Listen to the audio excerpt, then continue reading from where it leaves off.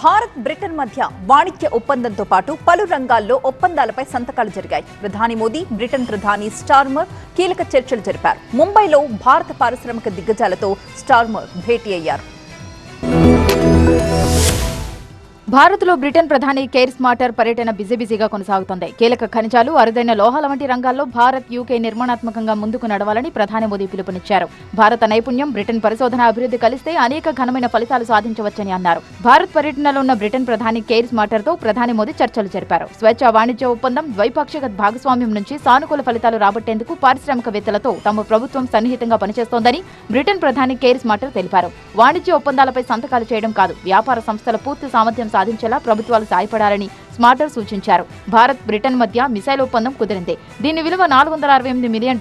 స్వావలంబన భారత్ స్ఫూర్తితో కుదుర్చుకున్న ఈ ఒప్పందంతో భారత రక్షణ వ్యవహారాలకు సంబంధించి ప్రస్తుత భవిష్యత్ అవసరాలు తీరనున్నాయని ప్రభుత్వం ప్రకటించింది. ఈ ఒప్పందం కారణంగా ఉత్తర ఐర్లాండ్లో ప్రత్యక్షంగా 700 ఉద్యోగాలు ఏర్పడతాయి. భారత్, బ్రిటన్ ప్రధానుల మధ్య జరిగిన చర్చల్లో ఖలిస్తానీ ఉగ్రవాద విషయం కూడా చర్చకు వచ్చిందని విదేశాంగ శాఖ కార్యదర్శి విక్రమ్ మిస్రీ తెలిపారు. బ్రిటన్ ప్రధాని స్టార్మర్ వాణిజ్యం, పెట్టుబడులపై ప్రధానంగా దృష్టి సారించారని వెల్లడించారు. భారత్, బ్రిటన్ భాగస్వామ్యం ప్రజల కోసమని మిస్రీ ప్రకటించారు.